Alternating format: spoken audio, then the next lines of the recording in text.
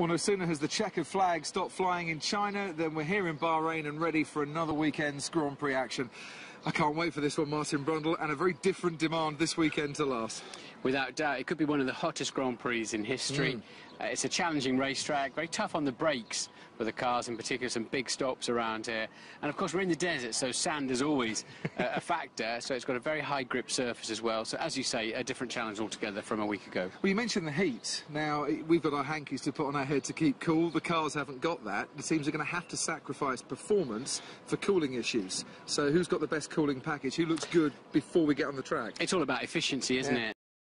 You're right. When it's hotter, they have to open up the brake ducts, the radiator ducts, and there's no fans on Formula One cars, so it's all about the air that passes through the car.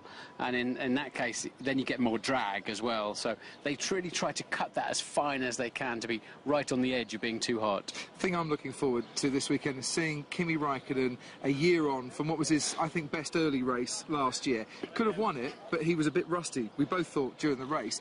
No rustiness now, and to me, he's banging form. He's absolutely flying. He's 33 points ahead of where he was after 3 races in 2012. Great. And so he really is on great form. He can take it to Alonso and Hamilton and Vettel and Button. He has the confidence. He keeps getting to the end of the Grand Prix too. So he's on a 31 race finishing streak. Now there's a commentator's curse if I ever heard one. So Raikkonen really is in good form, and he's hurting still from not winning this race. He took a bad decision when he tried to pass Vettel for the lead. And I see absolutely no reason why he couldn't win this race, and the Lotus car seems strong enough. There are a few reasons, because there's 4 other world champions in it, and there are some very good cars out there.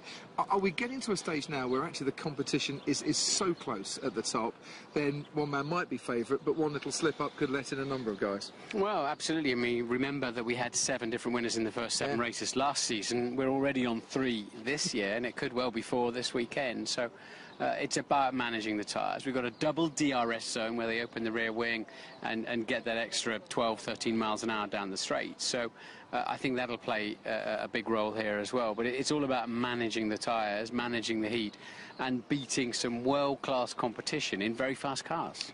I'm glad we've got 2 DRS zones here, because it's not a track that it's easy to overtake on. I think this is a track where that double DRS adds to the show. In China and Malaysia, maybe we had a bit too much overtaking, certainly in Malaysia. Well, we have to wait and see what happens this weekend first, because as the tyres are degrading and Pirelli have changed the combination that they're bringing here, they've stopped bringing the soft tyre here, which I think makes a lot of sense, because in China last weekend we effectively had a qualifying tyre and a race tyre, and it made for a very boring qualifying, didn't it? Because some drivers didn't even bother to go out on the racetrack and set a time, including world champions. So you're absolutely right. I think it has been a problem overtaking here. Maybe the double DRS will work. I just hope it's not like last weekend, where DRS is supposed to assist an overtake, make it possible, whereas in China it made it an absolute cert.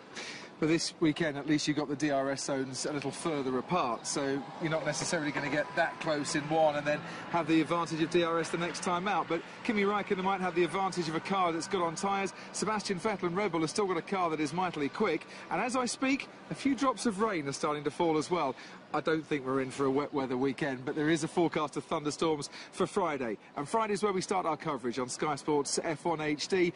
9:45 in the local time here, 7:45 back home for your first practice session. The race is at 1 o'clock, so you can have a lie-in as well. What better than that? Formula One and sleep this weekend, and a brolly, please, because it's starting to rain a bit heavier.